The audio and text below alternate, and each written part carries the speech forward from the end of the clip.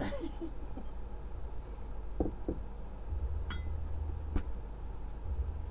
zap you.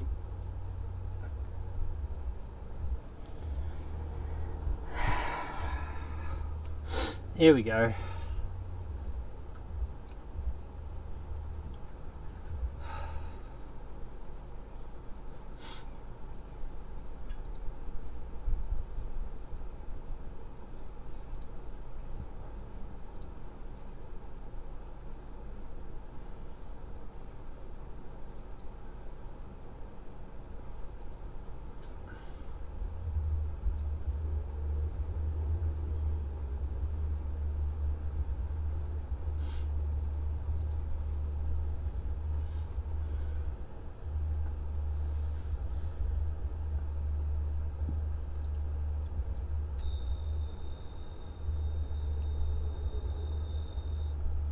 Indulge me. Rian Johnson's Agatha Christie fanfic, Knives Out, is a meticulously crafted detective story. For keen-eyed obsessives, it's endlessly rewatchable. From the way flashbacks change based on the perspective of who's telling the story, to the calculated nuance of every actor's performance, giving away subtle details about the narrative as it unfolds. It can be really difficult for Yeah, really good story. Once the mystery is solved, like, if the story is only interesting because you know how it ends, then follow-up viewings just become rote and tired. Yet Knives Out manages to pull it off specifically because it's so dense, so efficient, so full to the brim of detail that knowing the destination doesn't spoil the journey. So, if you thought I couldn't make a whole ass video about the 20 seconds they spend playing Go in this movie, allow me to acquaint you with what we do around here. Lord Ravenscroft? Honey. For those who haven't seen Knives Out, go watch it. Welcome back. For everyone else who I can't know you're here. doesn't care about Okay. spoilers, let's dive in. Knives Out is a murder mystery centered around a duplicitous, conniving, wealthy family following the death of their beloved patriarch, renowned murder mystery author Harlan Thrombey. Harlan is discovered after committing suicide in his study, which kicks off a firestorm of internal family drama as they all vie for their share of the vast Thrombey fortune. But to their dismay, they discover that Harlan cut his whole family out of the inheritance. Instead, Harlan leaves the entirety of his fortune to his caretaker, Marta, which pisses everyone off. The film hinges on a sequence where we, but not the detectives, learn that Marta believes she mixed up Harlan's meds, accidentally giving him a fatal dose of morphine. Marta's family is undocumented, and Harlan explains that if she's discovered, her family might get deported. So, to cover for her mistake, Harlan dramatically ends his own life with one of his bazillion knives, which would make for the perfect crime, if not for the mysterious arrival of one Benoit Blanc. Now, not only does Marta have to avoid being found out by the supposedly legendary Blanc, but she has to outmaneuver the manipulative members of Harlan's family, scheming to get their fortune back. Within this pivotal scene, however, is a brief sequence where Harlan and Marta play a game of Go. This game is among, or depending on who you ask, the oldest board game still played in its original form today. Its roots can be traced back to at least 2,500 years ago, or very roughly, 1,000 years before the earliest known forms of chess. The game between Harlan and Marta has a crucial symbolic part to play in the story. You see, the white pieces Harlan uses symbolize the stark, cold demeanor in which he approaches his family, superficially harmonious, but ultimately void of feeling. Meanwhile, Marta's black pieces symbolize the dark, evil acts that she is about to rain down on Thrombey.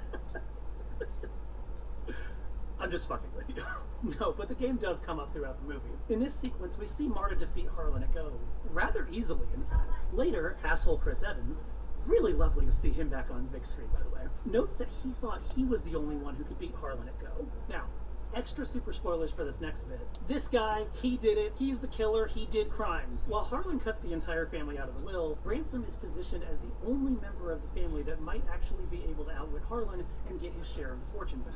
Yet, it's Marta who comes out on top. Not only can she easily beat Harlan at Go, but she's able to defeat Ransom, who, unbeknownst to her, is scheming against her the entire time. But how does she do it? To answer that, well, honestly, you can just watch the movie. It spells it out pretty clearly, but the Go game with Harlan telegraphs fairly early on how she fights, or more accurately, how she doesn't. To understand it though, we need to break down how a game of Go actually works. Because let's be honest, there's a decent chance most of us here have never played a single game of Go in our lives, and probably won't even after this video. Part 1. the rules. I'm not going to go super in depth on the rules here because there are much better explainers out there, but I'm still going to try to provide a solid baseline. For our purposes, here's what you need to know. Go is played on a board with a grid of 19 by 19 intersecting lines. Some games can be played on smaller boards, including 13 by 13 or even 9 by 9, with the smaller sizes often being played in one corner of the larger board. Each player takes one color of stones, black or white. Black goes first, placing a tile on the board on one of the intersections, not inside the squares. White follows, and players take turns placing a single tile on nearly any of the available intersections. The empty intersections next to each stone are called liberties. Any stone that is surrounded on every one of its liberties by enemy stones gets captured and removed from the board. When multiple stones of the same color are connected, they form a string. To capture a string, all of the pieces in the string must be surrounded by enemy stones. So, to capture these 3 white stones, black would need to put stones on these 8 intersections to capture them. Now, stones can be placed nearly everywhere, though there's one prominent exception, the co-rule. This rule states that a player can never make a move that would repeat a previous position of stones on the board. This is done in order to prevent loops. To demonstrate, let's look at the board in this position. Here, there are 4 black stones and 3 white stones. White can place a stone in the middle of these 4 black stones. Normally, this move would be illegal because it would immediately be captured, but since it also captures one of the 4 black stones, that capture is processed first, making the move legal. Now, in theory, black could then capture the white stone right back, right? Well, the co-rule says no. Since placing a black stone here and recapturing this white stone would then return the board to an identical position as it was previously, the move is not allowed.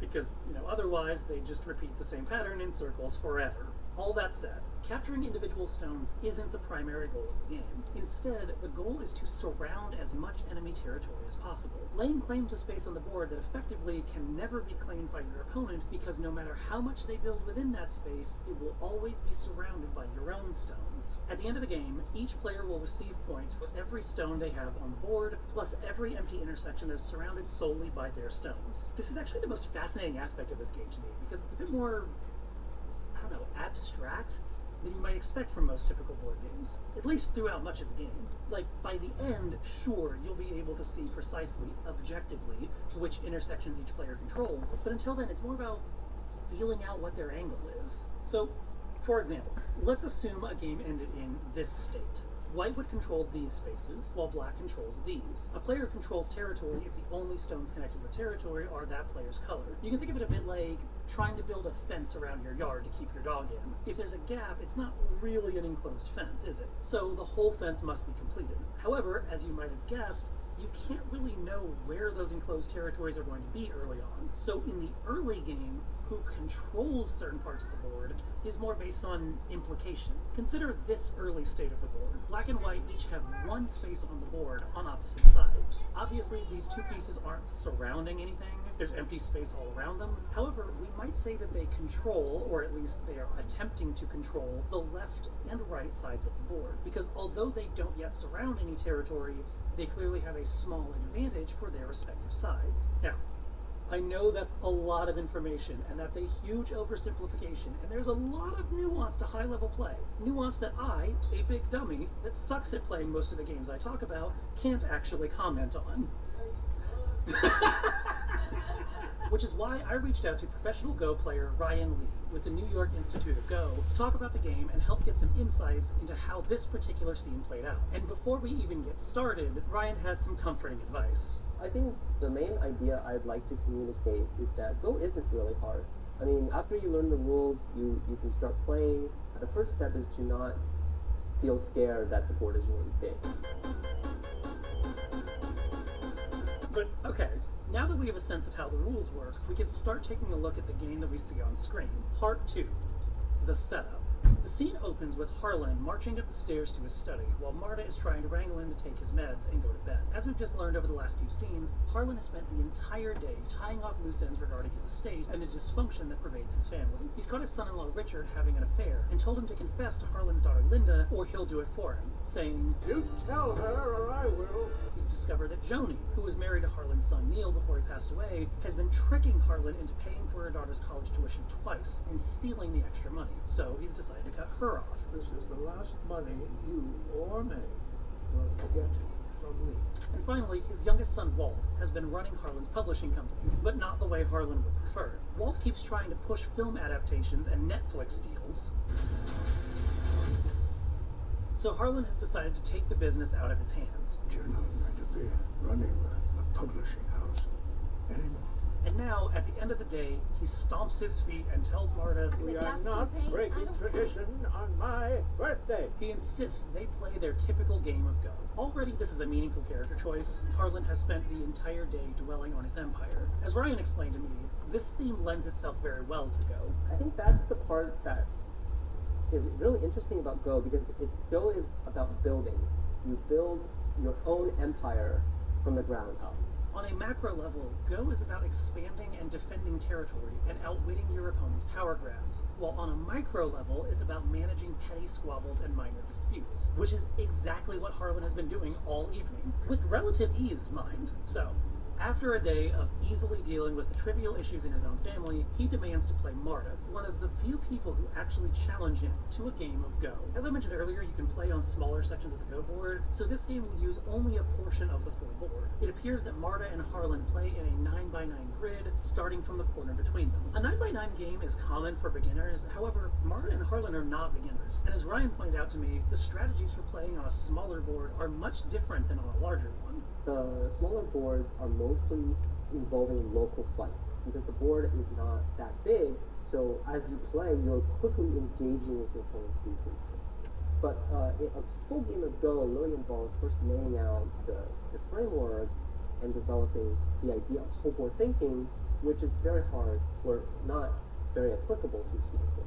In other words, where a large board would involve more long-term plotting and empire building, a smaller board means scrappier fights over pettier territory, which is a great mirror for the bickering banter they've got going on. I'll whip your ass. Are you sure? Yeah.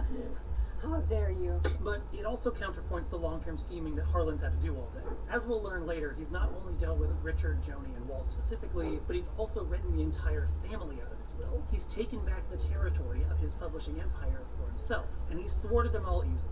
He could use a challenge. Harlan is exhausted with his family's trivial problems and short-sightedness. Now, at the end of the day, he wants to play a game that requires an eye towards long-term thinking and a willingness to put up a fight. And he wants to play with someone who understands those things enough to not only keep up with him, but even surpass him. Someone like Marta. Part 3, the game. With all of that out of the way, it's time to dive into the moves of the game. And I'm gonna warn you, they go by pretty quickly. Unlike some of the other games I've featured, this movie isn't really interested in the specific play-by-play, so we're gonna have to fill in some gaps. To start things off, Marta plays first using the Blackstones, and... Okay, so, right away, minor nitpick. Traditionally, Go players hold stones between their index and middle finger, placing them like this. Aside from being a bit more elegant, this also makes it easier to place stones without disrupting the other stones that are nearby. But you know what? It's a casual game amongst friends, and also a movie. I'll allow it. Now, we don't actually get to see many of the moves in this game, but these opening moves are the ones we get the clearest view of. And here, Marta places her first stone on D5. Harlan promptly follows up with F5.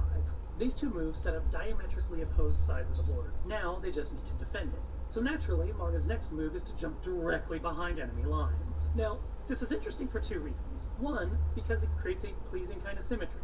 Whether or not it's strategically wise, it's kind of nice to look at, which is meaningful for reasons we'll touch on later. The second reason this move is interesting is because it's a terrible move. Well, maybe. See, since pieces and strings need to be surrounded on all of their liberties to be captured, and spaces on the edge of the board have fewer liberties, this makes defending territory on the edge of the board harder. For example, if Marta plays an additional black stone here on J5, this string will have only 5 liberties. But if Harlan plays a stone on G5, that string will have 6 liberties. When you're playing on the edge, it's much easier to get surrounded. And when we begin, a very common strategy territory on the edge of the board harder. For example, if Marta plays an additional black stone here on J5, this string will have only 5 liberties. But if Harlan plays a stone on G5, that string will have 6 liberties. When you're playing on the edge, it's much easier to get surrounded. And when we begin, a very common strategy is to avoid playing under the third line. But black is playing there. So it looks like white has the advantage here. That said, this is a shorter game, played on a smaller board, so, like we've already established, we can expect scrappier fights. And that's exactly what this is. Marta is essentially getting right up in Harlan's face, something she's already been doing in dialogue so far. Harlan's next move is to go after this possible mistake, playing a white stone on g5. This pushes back against Marta's initial volley into his side of the board. With this move, he's threatening to force Marta against the edge, but Marta doesn't take the bait. Instead, her next move is to h4. This helps protect the string she's already started, ensuring that it also has 6 total liberties. 5 of those are still open, just like White's string here. If nothing else, it helps to keep the stone on h5 alive for now. Then, Harlan plays his next move, a white stone to h6. And with this, we start to more clearly see that he's aiming to control the top right corner of the board. Next, we get a hyper close-up that Ryan Johnson very clearly shot in such a way to make it hard for me specifically to figure out where the pieces are on this board. But I will ascertain the truth of the matter, Ryan. From later context, we can see that here, Marta is placing a stone on g3. She's trying to stake out territory on the lower right side of the board, possibly even ultimately encircling the territory that Harlan is now trying to claim. It's worth pointing out that these two moves are when Marta taunts Harlan by saying, What is that? Now, at this point, we get a minor time skip. The next shot we see of the board, several more moves have passed, and we see the board in this state. It's not really possible to figure out exactly what order these moves happened in, but based on the position of the pieces we've seen so far, and the new ones from this shot, we can conclude that this is the layout up to this point. And at this point, the board is actually favoring Harlan. Marta has the lower right corner pretty much on lockdown, but it's a relatively small area. Meanwhile, Harlan has this big firewall cutting through the lower right corner, with the bulk of the board on his side. If Harlan can keep a tight grip over the vast territory that he seems to control, then he can win. But Oh, God. Marta only has a couple of stones on this side of Harlan's lines. The next move we see, she plays a third black stone here on e6. Now, a quick note, because there's an odd issue here, and I want to get it out of the way. Prior to this move, Marta has 8 stones on the board, and Harlan has 7. That makes sense. Marta went first, and Well, so then every time she he makes a should move. She'll have 1 more piece on the board until Harlan makes his next That's move. his move. But Marta is the next person to place a stone in this shot, giving her 9 pieces on the board to Harlan's 7.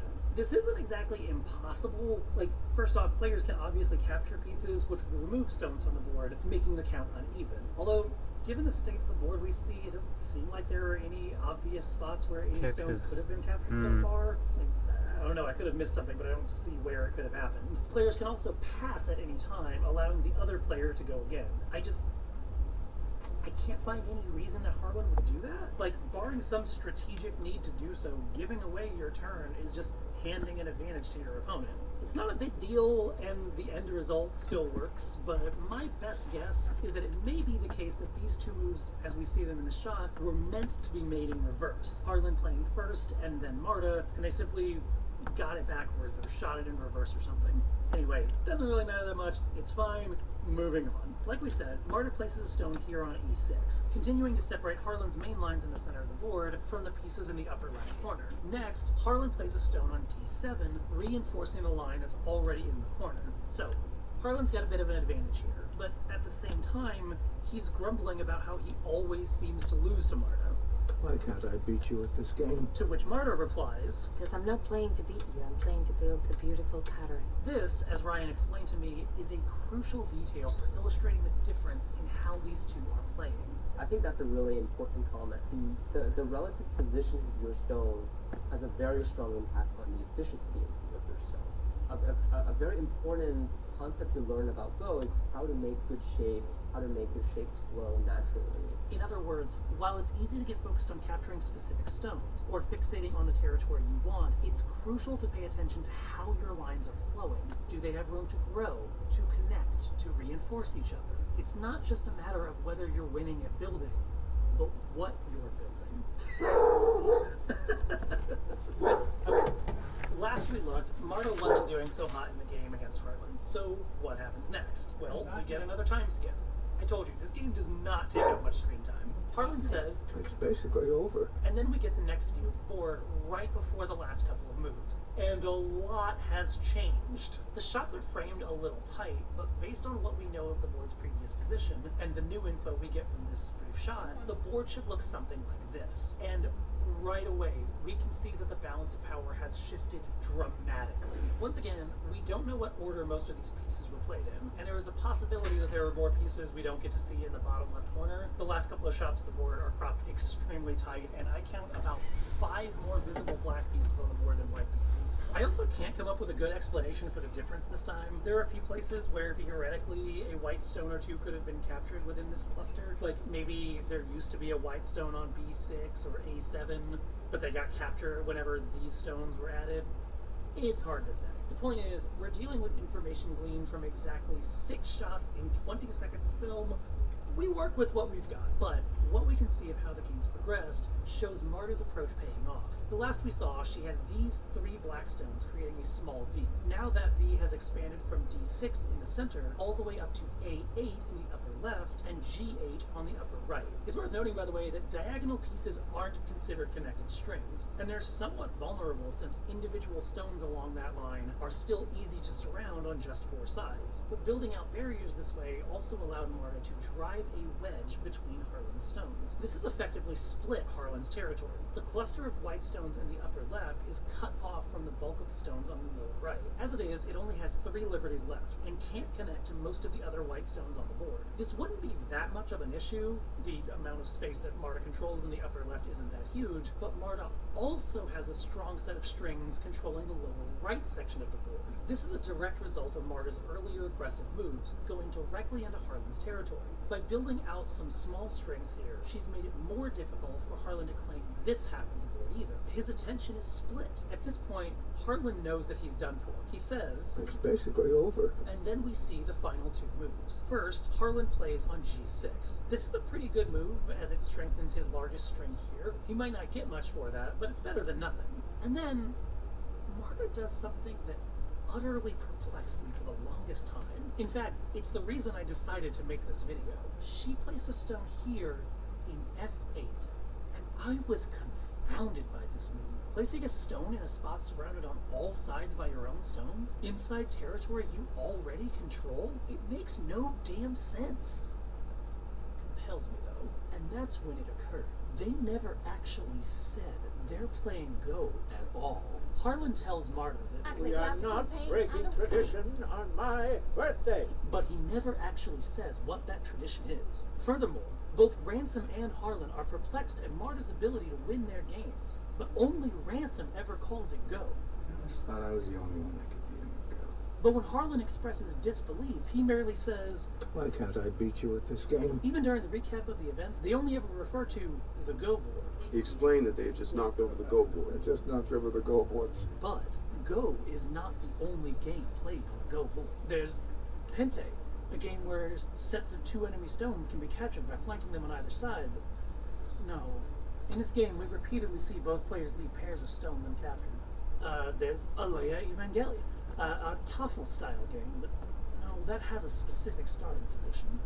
No, what we need is a game played on the intersections of a standard Go board, using standard Go pieces, and that can explain why Marta placed her piece inside this Go hole. A game like Goboku. Goboku shares a lot of similarities with Go. It's played on a Go board. Black plays first, players can place their stones arbitrarily, but the goal of this game is a little different. In this game, the goal is to create an unbroken link of 5 straight pieces, not too dissimilar to, say, Connect 4. And through this lens, we can see every move come into focus. Marta's earlier attempts to put a stone behind enemy lines, she was blocking the path for Harlan to create a line of 5 stones. It inconvenienced her opponent while creating a pleasing symmetry. Later in the game, we see her utterly dominating the board, even though Harlan has an opportunity to win right in front of him. With his rigid and resolute mindset so focused on the straight path to victory, he believes that his path to creating a line of 5 stones is blocked because he's unable to see the elegant diagonal line that he himself created. All the while, Marta doesn't even try to block him directly. She continues doing what she's doing. And what is she trying to do? Trying to build a beautiful pattern. And so she does. Her lines are elegant, and even at the very end, she has multiple opportunities to win. She could place a stone here on H9, or C4, and end the game. But instead, she places this stone, this baffling stone, directly into the Go hole. Not to defeat Harlan, but to build a beautiful pattern. And this explains everything in the film. It explains why Ransom was so surprised she could beat him at Go. It explains why Harlan had such a hard time beating her. He was so focused on empire building that he couldn't appreciate the simple joys of a simple game anymore. And it mirrors the way Marta defeats the Thrombey family. In the end, how did you put it, Detective Blanc? She didn't play your game. She didn't play your game. Marta was able to defeat Harlan at Go because she wasn't playing Go at all. Isn't that right, Ryan? I don't think she is playing a different game. Oh. She is playing the game. However, her strategy is much higher and much more elegant. So, maybe I got a little carried away there. Filling in some gaps with conjecture. Brilliant. Without really verifying everything I was saying. Brilliant. Kind of just hyped on the exciting drama of the moment and hoping I turn out to be right. But, okay. Brilliant piece of writing, to be kid. clear, yes, they are actually playing Go. But this final move is still an elegant one. The last move we see White play is on G6. This leads a string of 3 black stones that have only one remaining liberty, here on F8. Now, it might seem like White can't play here because that space is surrounded on all sides by black stones, and indeed, if Harlan had tried to place a white stone here any sooner, it would have been an illegal move, because you can't place a stone inside a space where it will immediately be captured. Unless... But after placing his white stone on G6, this string of black stones becomes vulnerable. If, for whatever reason, Black played somewhere else, White can play a stone here and capture the 3 black stones. In the order of operations for Go, capturing stones comes before deciding whether a move is illegal. And once those 3 black stones are removed, the white stone that was just placed would no longer be surrounded. This would also have shifted the tide of the game considerably. White would suddenly have a huge advantage, breaking through the line of black strings. It would once again be possible to connect these 2 groups of white stones, and lock Black out of huge sections of the board. By playing on F8, Black steals this string here, locking in the upper left section of the board. Since Black also maintains a solid hold on the bottom right corner, White's straggler string is left with almost nothing to capture, which is perhaps why, right before this set of moves is played, Harlan says, It's basically over. Notably, he says this even before he plays on G6. He respects Marta's intelligence. He knows she won't fail to defend her black string, and given that, he essentially has no path to victory left. Typically, in a cordial match like this, the professional thing to do would be to resign. A common thing we do in Go, like we would just resign at that, because there's no way to come back. Or, if you're a big baby... Hello. Hello. Hello. Get under the door frame. Yeah. Typical. Anyway, this game goes by super briefly, and I have already stretched this out far longer than is reasonable, but I do want to highlight a bit more just how well this complements the rest of the movie. Marta's line here. Yes, I'm not playing to beat you, I'm playing to build a beautiful pattern. As Ryan explained earlier, that plus the strategy we see her use in the game indicate a very high level of play. And as Ryan told me later on, Go players at this level see the game less as a series of attacks and more as a piece of art. A lot of professional Go players, or we see some games as really, you're making a piece of art. The beauty in that is that it cares about the whole board. That's my take, is that, you know, when you make good shape, you're caring about everything. Like, you're not just localized, you're really painting the whole board. This mirrors Marta's motivation throughout the rest of the movie. Marta's fight with the Thrombey family is a power struggle. She does have to contend with minor verbal arguments, like when Walt confronts her at her home, as well as broad territorial disputes, like whether to renounce the inheritance. But, as Benoit Blanc repeatedly points out, they're not fighting for the same reasons. The Thrombey family is fighting to maintain their power for its own sake. It's not even to protect their own family, because they will cut each other down without a moment's notice. Meanwhile, Marta's only goal throughout most of the film is to protect her family. The primary reason she's blocking the investigation is because, as Harlan points out, members of her family are undocumented. She doesn't even know about the inheritance until long after her sabotage has begun. And even then, the movie often frames her desire to keep the inheritance as another way to protect her family. Because Harlan gave me All your resources. So that means with my resources I'll be able to fix it. The Thrombey family, on the other hand, is trying to beat her, but she's not trying to beat them, and she immediately gives up once someone gets hurt. At all times throughout the story, Marta has her eye on the bigger picture. She wins because... She didn't play your game. And at this point, I am literally just summing up the movie, but you get the point. But what I find most interesting is how this also kind of shows how much Harlan has actually sucked at managing his empire this whole time. Okay, sure, at the point where we pick up the movie, Harlan is cleaning house, but he's also had a messy-ass house up until this point. Joni's stealing from him, Richard's cheating on his daughter, Ransom is just the worst, his grandson is growing up to be a straight-up Nazi, and Walt is out here making deals with Netflix.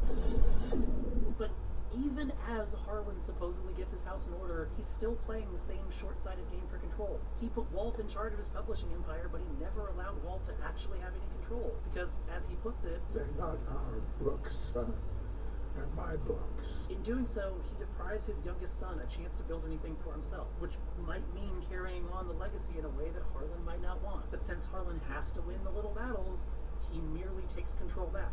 With Richard, Harlan's discovered that he's having an affair and confronts him, ordering him to tell Linda. He could just tell Linda directly, but he needs the control. And as a result, he goes to his grave not knowing whether his daughter will find out that her husband is cheating on her. And with regards to the whole family, Joni, Ransom, and everyone else, he chooses to take away the inheritance that they all would have received. His whole life, he's thought he's helping his family by giving them money, but it is just another bid for control. As long as he hands out money to them, he has the ability to try to take it away. He can win little skirmishes here and there and control his empire. Harlan even recognizes this all too late, just moments after the game and before his death. You know, sometimes I think that everything I've given my family I've done maybe to keep them beneath me. And I certainly should have, I don't know, encouraged Walt to write his own stories, like you said I should. And then be a father, not just a provider for Joni, like you also said. Note there that he goes out of his way to highlight that Marta told him how he could have been a better father. She's not just better than him at Go, but she's better at knowing what a family needs. All Harlan ever tried to do is maintain control over his family, not raise them well. But in the end, he's lost that control. The family he's raised are vindictive, greedy liars, and now the only option he has left is to give up, flip the tables, and let someone who's a lot better than him at the game take over. Interesting. Oh, okay, that one took way longer than I wanted it to for a lot of different reasons. Partly I've switched over to a new video editing system. I'm using Resolve now, which hopefully will mean future edits get faster. Here's hoping anyway. I'd really like to do more videos next year, but I know better than to promise anything. I do want to give a huge shout out to the people who have been supporting me on Patreon. That's cool. Use this blueprint. Entire time. You did not have to, and it really means a lot. I've actually been using that to get some of the captions updated on my previous videos and get some assets and stuff for future ones. So it's going somewhere, I promise. In addition to the names currently scrolling by on the screen, I want to thank EMC, Carla Carroll, Bibliotechnophile, Robert Green, Miss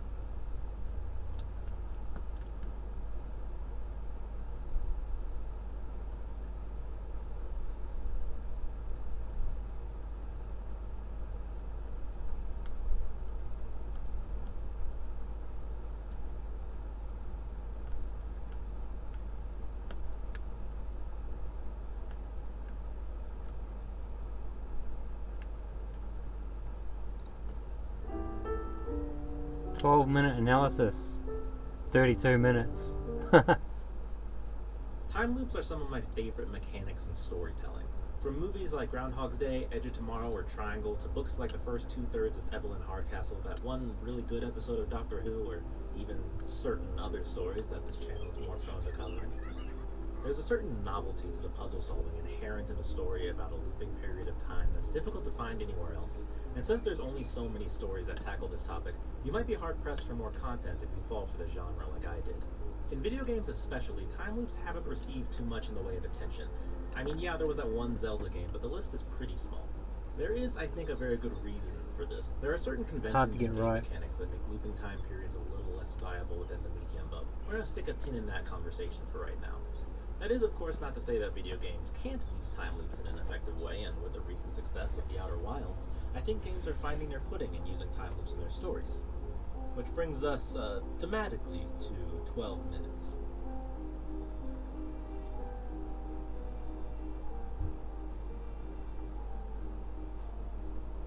I've been following the development of this game for a long time now, mostly because of its publisher, Annapurna Interactive. They published a handful of games that I very much enjoyed. Add in the time loop mechanic and I was right on board.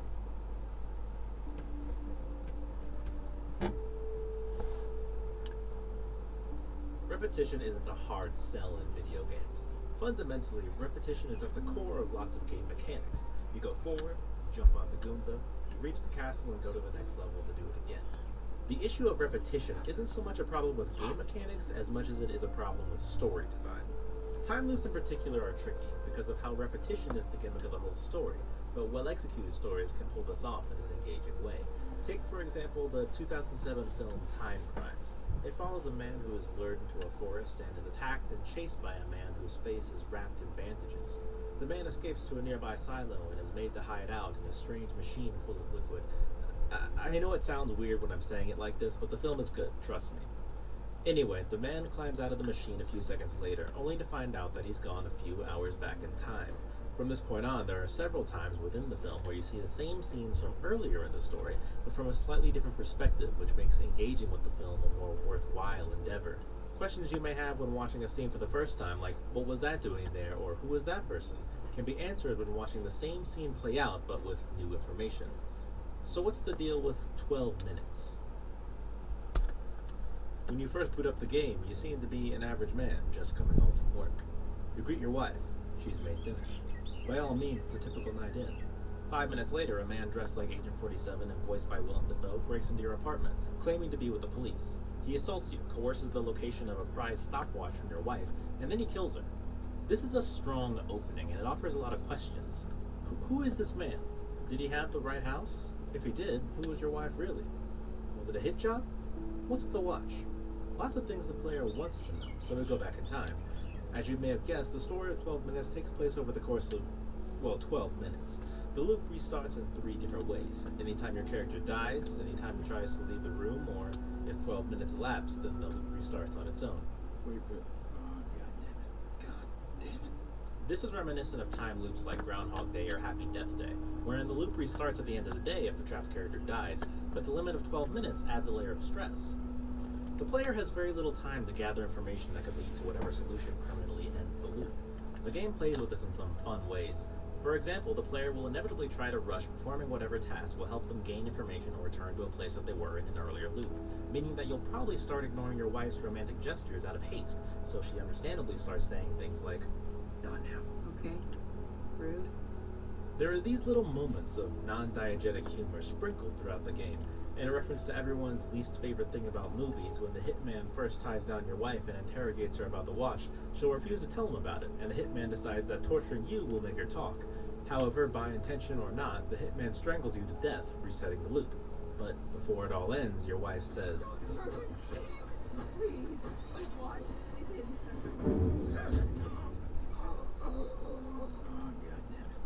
Cleverly enough, this little joke also serves as a means of progression. You can surmise that when the hitman comes again, he'll probably just kill you before she says what the watch is, just like the first time. So you try to find out how to create a situation wherein your wife finishes her sentence, and one viable path towards that is changing one variable. What if you're not there? So you jump in the closet before your wife notices you've entered the apartment. Wait there long enough, and eventually the hitman will come through, and your wife will confess that the watch is hidden in a vent beneath the bathroom's medicine cabinet. Now you've got a clue. So you restart the loop, make a beeline for the watch, only to learn that your wife will leave the apartment in anger if you try to take the watch without closing the bathroom door. So, one more time. You can follow this path for a little while, and you'll get some extra dialogue when talking to your wife if you bring up the watch, but you won't be escaping the loop anytime soon with just this. Oh, and for a nice little touch, you can take the phone in your wife's purse and use it to call the police and tell them about the hitman if you want, but this won't save you either. Why? Well, because the loop resets after 12 minutes, and the cops, well... I should be there in 15 minutes. 15 minutes? We can't wait 15 minutes. So the hunt for clues starts again. Though it might be a little easier to look around if you didn't have to worry about closing the doors so your wife can't see what you're doing.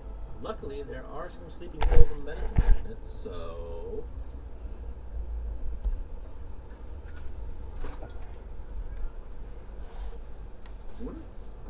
Oh, yeah, thanks. That's good. Interesting. This isn't an option, by the way. In order to progress the game, you have to drug your wife like this. A lot. This is one thing about 12 minutes that may annoy some players who didn't realize it until it was too late. You don't have a lot of different ways to go about solving the puzzle of the time loop, especially as the story progresses. There's a process that you start falling into because events that occur later in the plot require specific setups to be done in the early game. From one perspective, I can see where this idea made sense. You don't want a player accidentally solving the whole game early by clicking on some late game object that you're trying to hide, so naturally you'd want some kind of control over the progression. However, this linearity in puzzle solving adds to a problem with tedium that the game will start struggling with as the story progresses. But we'll get into that a bit later. Back to the game for now. Your wife is knocked out, time to start looking around. You can go get the watch if you want. There's a picture on the fridge, that's cute. And if you dig through your drawers, you'll find a present that your wife was hiding from you. Open the present up and you'll find baby clothes with the name Dahlia on them. Is this going to be relevant? Probably. Though this isn't the only way to find these clothes. If you start a loop and try to enjoy a romantic evening with your wife, eventually she'll surprise you with the clothes during dinner, revealing that she's pregnant. We're having a baby! Wow. You'll also learn that Dahlia is the name she plans to give your child if it turns out to be a girl. She picked the name because... I wanted to name her for your mother. Oh, that's sweet. Anyway, back to the drug timeline. Your wife is passed out on the bed and you're not making much headway with the clues and... Shit, forgot about the hitman. Gotta hide. Oh, god damn it.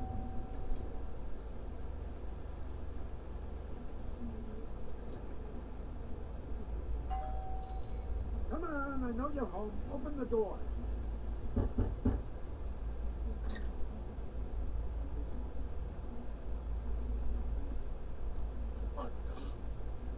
Oh, look at that. If the hitman sees your wife knocked out in the bedroom, he'll walk in and turn on the lights to get a better look. Realizing that his visit was now completely in vain, he leaves. Just kidding, he checks the closet and finds you. What But hey, that light switch is actually a big hint. Enterprising players may have tried turning on the lights in the bedroom themselves at one point, only to learn that the switch is faulty and will shock you if you use it. Oh, good. If you keep flicking the switch, you'll learn quite painfully that the switch can be used exactly twice before blowing the power. When it does, it will shock the person who touched it badly enough that they'll pass out. Unless you trick your wife into doing it, then she just dies.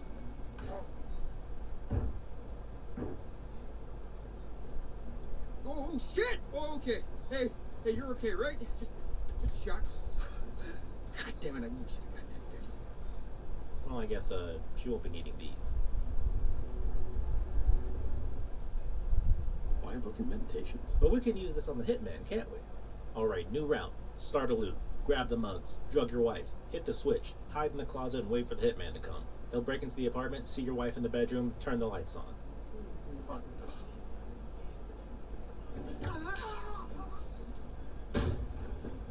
Time to get a better look at this guy. Go into the bedroom and you'll find a gun, small knife, 2 pairs of handcuffs, and a phone on the hitman's body. You can use the handcuffs to tie up the hitman, and then when he wakes up, you can start asking questions.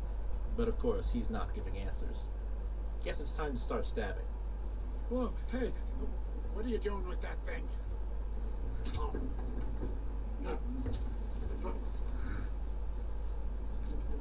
Jesus Christ. Stop. I'm not fighting you. What do you want? Now he'll talk to you. Again, this is not optional. To progress the plot, you have to drug your wife and torture a stranger. This is just how things are. Also, can I take a moment to point out how terrible your character is at using weapons? There are 3 main weapons you can pick up during the game. There's the knife and gun you can take off the hitman, and then there's the kitchen knife that you can find on the counter. If you try to use the knife when attacking the hitman, it will literally never work, and he will just keep kicking the shit out of you over and over and over again. And even if you mess up a run and try to shoot yourself in the head with the hitman's gun, your character even fucks that up.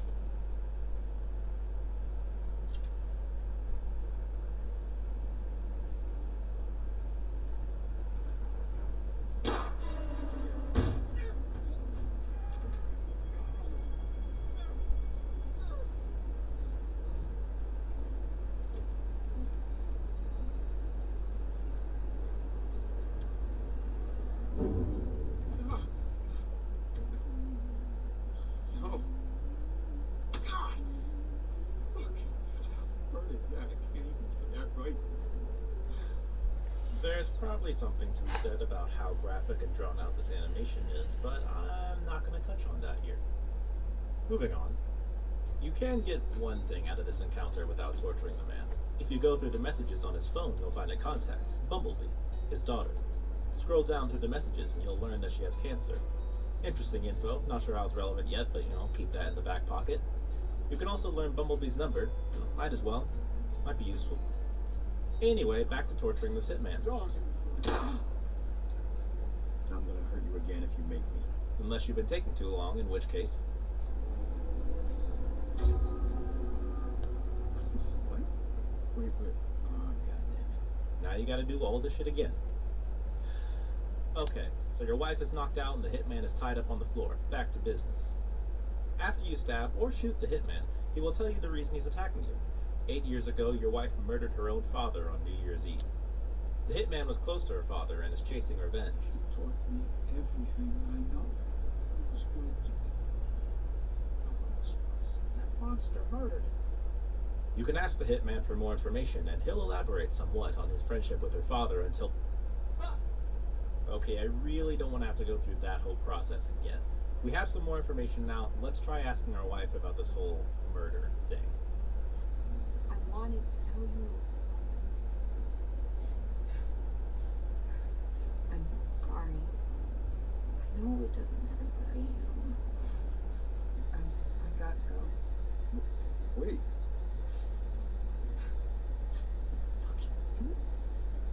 Can't get to that door.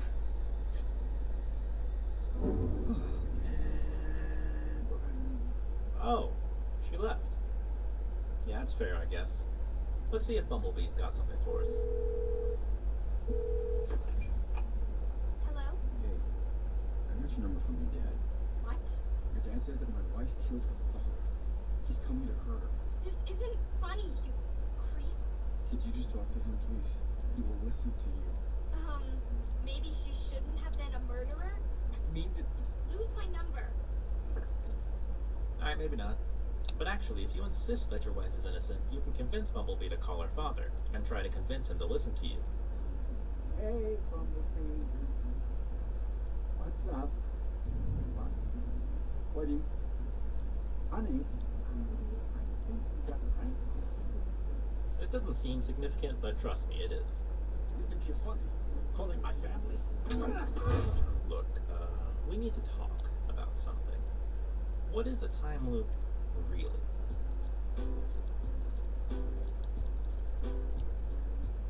There are two kinds of temporal loops that usually take place in fiction. Video games primarily only use one of these, and there's a good reason why. The first kind of loop is called a causal loop. For this, I'm going to go back to talking about time crimes for a second. Causal loops are self-contained, so they let the writer play around with dropping hints in the early story that pay off later. I was talking earlier about how scenes in this movie only get better as the plot progresses, as you get to watch the same scenes play out from different perspectives. In truth, these perspectives are building on each other. For example, and spoilers for like the first 30-ish minutes of this film, the bandaged man chasing the main character is the main character himself, just later in the loop. When he gets into the machine that sends him back in time, he has to avoid running into his past self, and eventually has to make situations play out exactly as they did when he first experienced them. In fact, the bandage he has wrapped around his face is the exact one he used to tie up his wound when he got stabbed with some scissors. You know, by himself. Unlike time loops wherein the main character is trying to escape the loop, characters in a causal loop are trying to ensure that the loop plays out as it's destined to. Or they may try to fight against the loop, only to realize that the things they are doing to avoid creating the same scenarios they experienced are exactly what caused said scenarios. Done all this already? It's me? I want to talk about time travel shit. Because if we start talking, we're going to be here all day talking about it, making diagrams and straws. It doesn't When I matter. hurt myself, it changes your bodies. Do not change your memory. It doesn't matter! The second kind of loop is the one primarily used in gaming, what I'll call an iterative loop. In this kind of loop, there is a puzzle to be solved, and the person being made to solve it can carry certain things over from one loop to the other. Commonly, especially in movies like Groundhog's Day or Happy Death Day, the only thing that carries over is information. The protagonist is aware of the loop and is able to try different things within said loop to see where they might be able to uncover some hints. Video games typically fall into the camp of using iterative loops. Sometimes, like in 12 minutes, the only carryover is information, just like in movies. Elsewhere, other items might carry over from one loop into the next. For this, I'm going to compare 12 minutes to another game that uses time loops, the 2017 game, The Sexy Brutale. Actually a fucking good game. If you look past the misleadingly bad title, you'll find a fun and stylized puzzle game. It takes place over the course of 12 hours during a ritzy masquerade-style party. That was a fantastic game. During the party, however, the various guests are hunted and killed by the mansion staff for reasons unknown. You play the role of supernatural detective. You move through the mansion like a ghost, using a magical stopwatch to turn back time when the clock strikes midnight. Your mission is to find a way to save the party guests, and along the way, uncover the larger plot that has encircled this mansion. You can pick up items during loops, and while these usually vanish whenever you reset time, there is one game mechanic that carries over across loops: masks.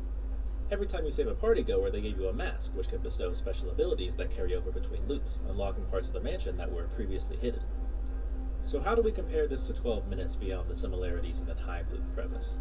Any time loop story has certain events that tend to draw the attention of the main character. Using their foreknowledge, they can manipulate things that are meant to occur at specific times. Sexy Brutale takes this as far as it can go.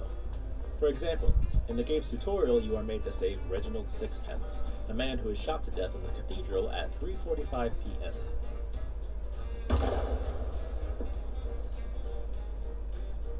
You can save him by replacing the bullet in the rifle used to shoot him with a blank. However, after the tutorial, you are thrown into a part of the mansion that is blocked off from the cathedral, and you can't save Reginald in the loops to come until you make your way back. Until you do so, in every loop you can hear a gunshot at exactly 3:45.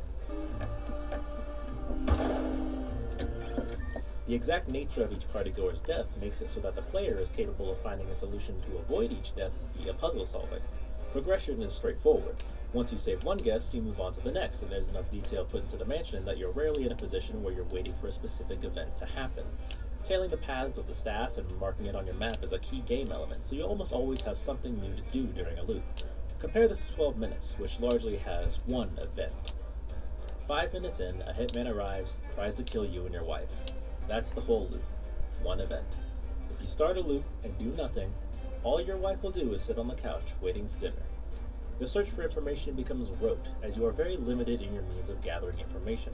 There isn't much to find by exploring the apartment, and the dialogue with your wife isn't exactly expansive. Eventually you get to the point in the plot where the first half of the loop is straight up an inconvenience. Think about that for a minute. A major feature in a game called 12 Minutes, wherein you are theoretically pressed for time in a search for clues, is jumping into the closet to skip the first 5 minutes of every loop. There's little to capitalize on gameplay-wise, and story-wise you're so limited that you'd have to throw out some ridiculous plot twist to maintain attention in the late game. Speaking of which... Yeah, so let's get into the ending. Yeah, we're there already. That was quick, wasn't it? If you were paying attention while playing the game, then you might remember that when you grab the photo on the fridge, your character remarks, New Year's Eve. 8 years ago. Wait, the cops said the old man was killed on. Oh. yeah, your wife's innocent of the murder. Start a loop, talk to her about the murder, and then show her the photo. She'll realize her own innocence, and when the hitman comes, she'll show him the photo. She has to show it to him, by the way. If you don't give your wife the photo, then, Fuck you! Here, you have to take the picture. This game is so stupid. Anyway, if you give your wife the photo and she gives it to the hitman, then this happens. Look at this picture. Look at the date. New Year's Eve, the day my dad died. This coffee shop's around the corner. I couldn't have killed him. I can't be in 2 places at once. Congratulations. You faked a photograph. How do you fake a Polaroid? Listen, I know my father was important to you. I miss him too. But I always thought you weren't there. I wasn't there. But then, I don't know. But it wasn't me. I'm sorry. I really am. My daughter, she's all I care about. She's dying.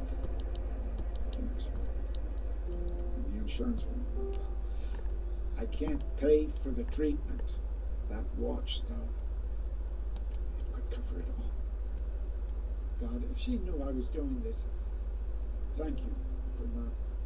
If you told her what I was really here for, she'd never talk to me again. I'm going now. Wait just a second.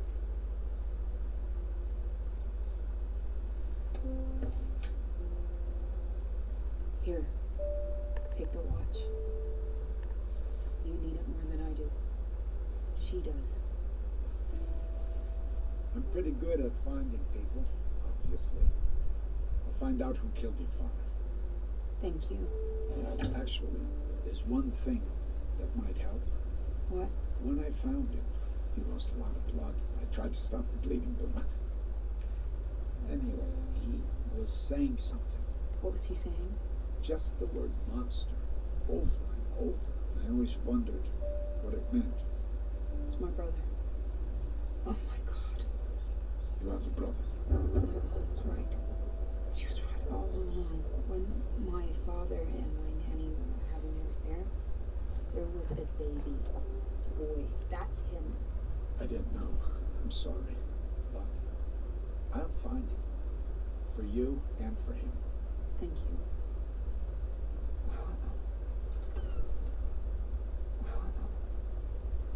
So what happens now? Now we can go find your brother and move forward. Yeah. Yeah. Wow. Man. I really, really love you. Really? I really love you. You too.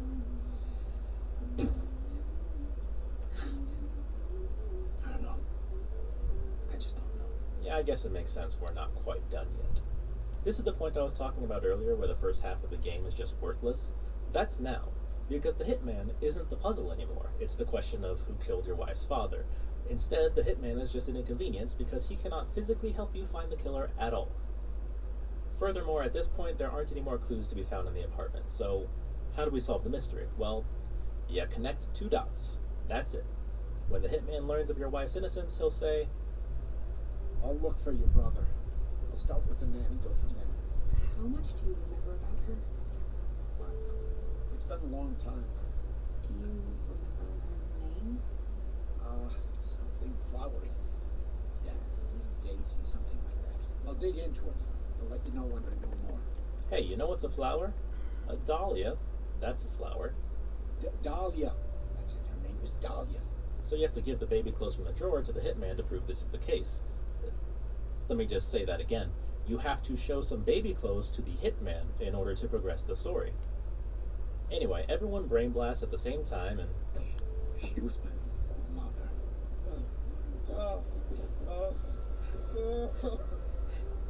Makes you the brother. No. No. Hey, that sounds kind of familiar.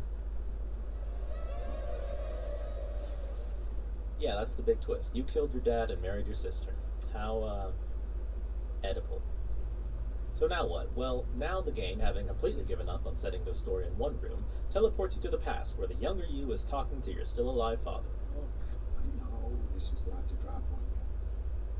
But I gotta know that we're on the same page concerning these feelings. So consider your answer to this question very carefully. What do you want with my daughter? During this flashback, you see how it all played out, and you witnessed your father's death. Just to really drive it home, you know? Oh.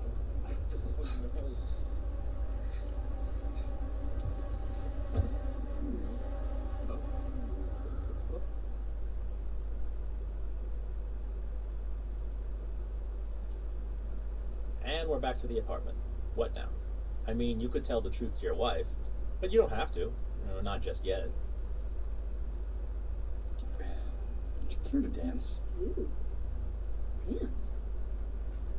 Wow. Lady.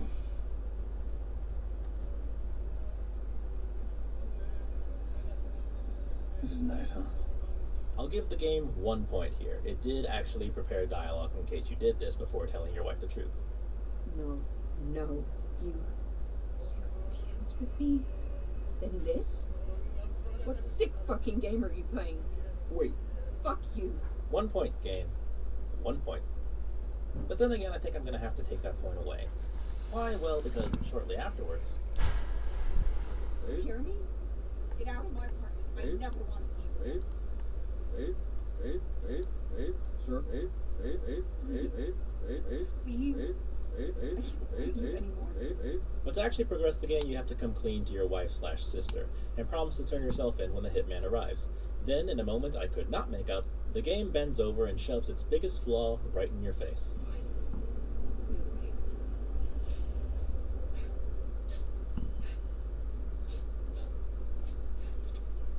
Yeah, you wait. Driving home the point that I was making earlier, the first 5 minutes of this loop are so worthless that this is what the writers of the game resort to.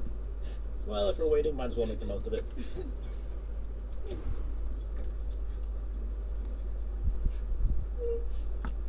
This is nuts. I'm glad this guy did this. I wouldn't be able to get through this game. 1400 speed. 3, 2, 1. Let's do this. I'm with the police. Turn around, please. What? Me? Yes, you. Hands behind your back. Let's go. Wait, stop. I have something you need to see. What did you say? I know you think I killed my father, but please, if you... Enough. You're under arrest. You have to listen to me. No, I do not. Only people I have to listen to are my daughter and my mother, and my mother's dead. Now, shut up. That's it. Hold still.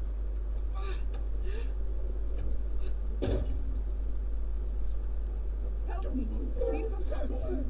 Oh right, forgot to give her the photograph. Yeah, you still have to do that. And call Bumblebee, you have to do that too. See how the hitman is an inconvenience at this point? Sir? Sir? Sure. Sir? Sir? Sir? Sir? Sir? Anyway, if you grab the watch, then the game will teleport you to the past again. Your father will tell you that you can't marry your sister, and you can agree with him, which ends the game. Fine. Enforce my You union. want to know my answer? Yes, I do. Yeah, alright. Alright. Yeah, I guess there is a world where I leave and where she doesn't get to know why. There is. I know it's hard. Thank you for understanding why it needs to be this way. Yeah, what a climax. This game's a fucking mess. If you click continue after the credits roll, then you'll find yourself in the same apartment, but empty since you went back and retroactively undid your marriage. I guess the landlord didn't feel like installing any appliances in this timeline. The only thing you can do now is grab the watch, which is magically still in the vent. You'll go back to the father scene again, and if you thought the first ending we got was bad, ooh boy. To get the canon ending, you have to repeatedly bother your wife about the book she's reading until she tells you a quote from it. It is only by forgetting that we ever really drop the thread of time and approach the experience of living in the present moment. Babe. Yeah, you're right, not my thing. Then, while in the stopwatch flashback with your father, you use the quote from the book. Say It's only by something. forgetting that we ever really drop the thread of time and approach the experience of living in the present moment. You read that one night. Your father, in response to this quote, offers to hypnotize you so that you can forget your relationship with your wife.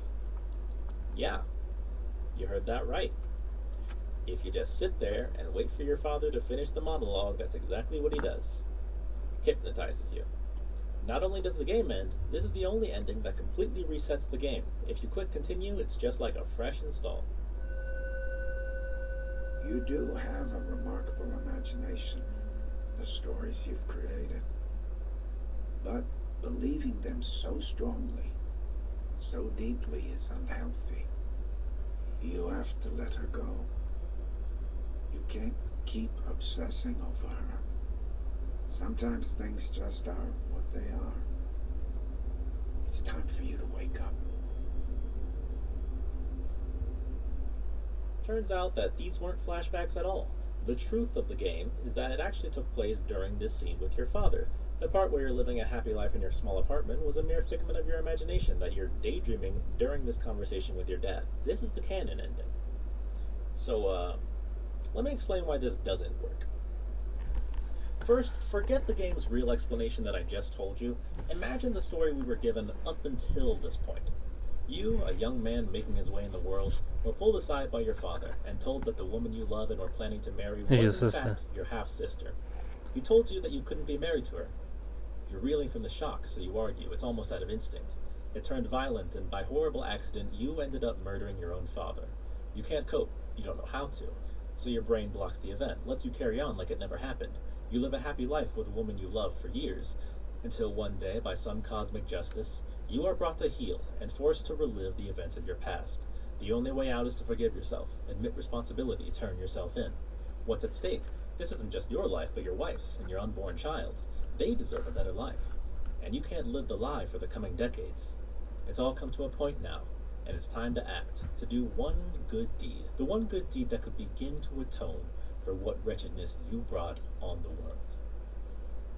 Or it was a dream, it was all a dream, a fantasy that you were having instead of paying attention during a conversation with your father. There is no wife, there is no unborn child, it's just you, your dad, and the culmination of an absolute mountain of mistakes, all of which can be avoided by simply going through a particularly painful breakup and a few rounds of therapy. Or, hypnotism. Whatever. Look, this has been a lot.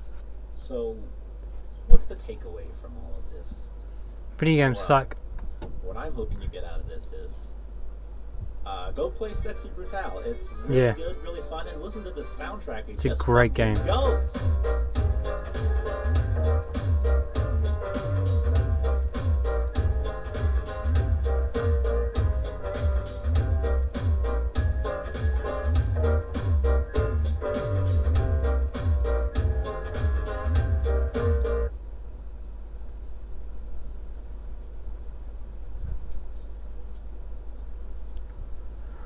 I'm tired.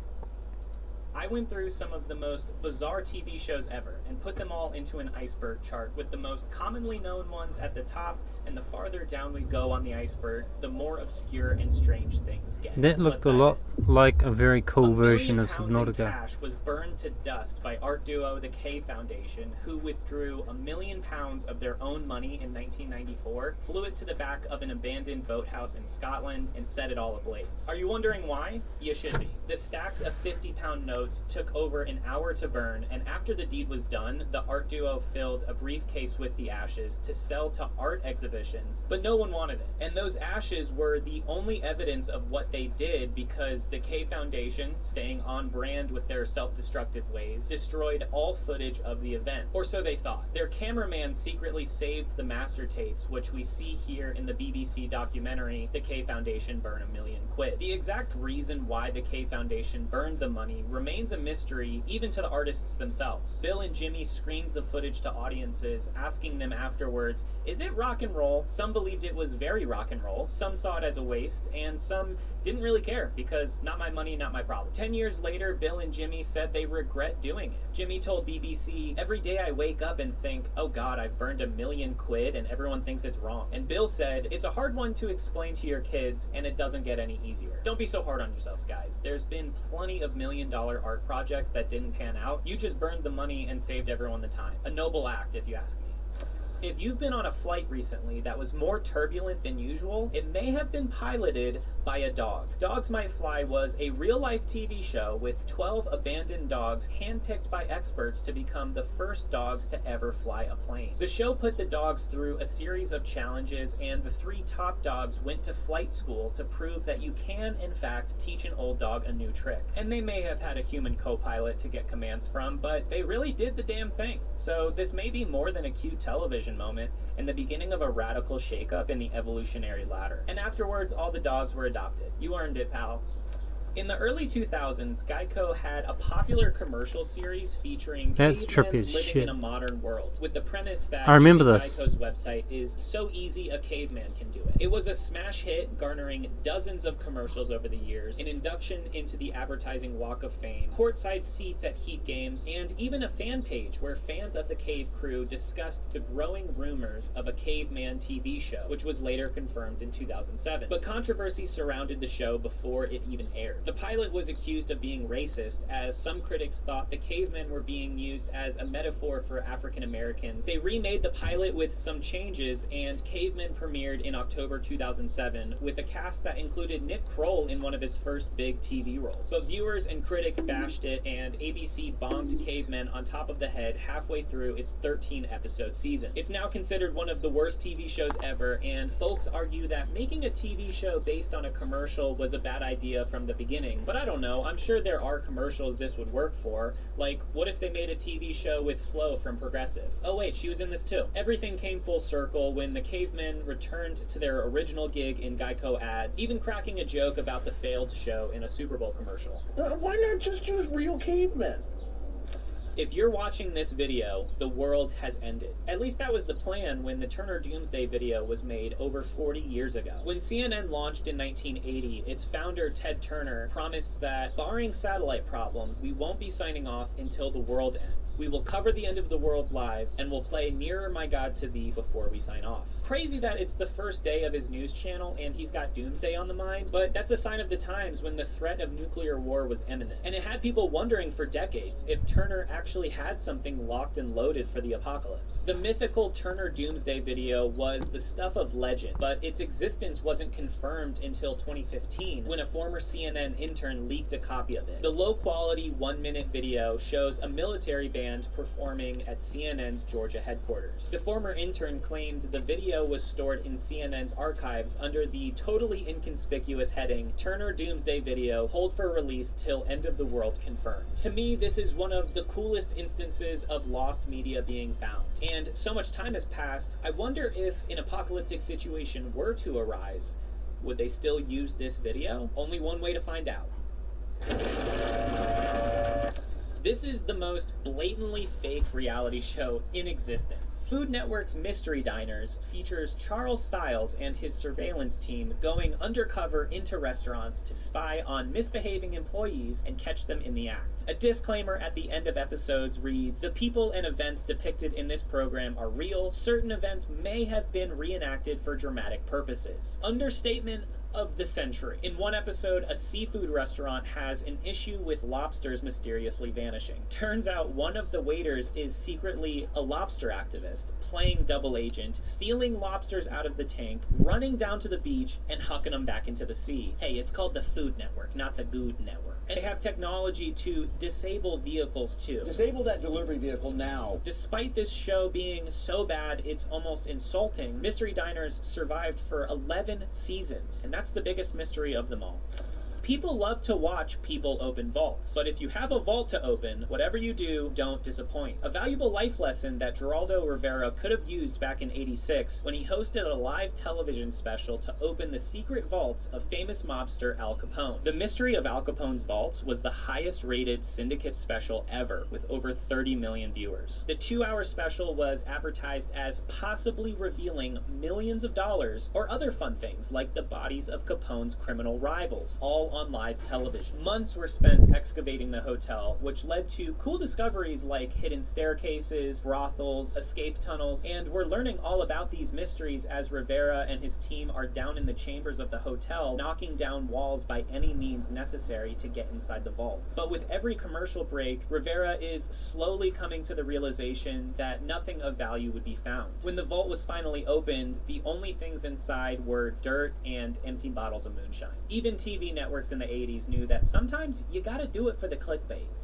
The Joe Schmo Show was one of the most elaborate pranks in TV history, designed to look like a typical reality show with contestants living together and fighting for a $100,000 grand prize. Except the reality show is totally fake, the players are all actors, including Kristen Wiig, and everybody is in on it, except this guy. Meet Matt Gould, a regular everyman and the target of this scheme, which took a year to plan. Everything was orchestrated to put Matt in bizarre situations. For example, Matt develops a crush on one of the girls, so the writers script a fake love triangle between her, another girl, and the frickin' host. Matt also has a foot phobia that they play on, but when Matt's best friend in the house gets voted out, he's left in tears, questioning if he should leave the game, which put everyone into panic mode. To lighten the mood, producers set up this sumo wrestling competition the next day, but disaster strikes when Matt knocks Kristen Wiig over and she has to be real-life medically evacuated. Matt has now cried twice in the last 24 hours, and this really changed the direction of the show. They originally wanted to make Matt look like a goober, but he was just so likable, they had to switch gears halfway through the season, going from laughing at him to rooting for him. On finale night, everybody breaks the act and reveals to Matt what's actually going on, and he gives the world a legendary reality TV quote. Raise your hand if you're an actor as well.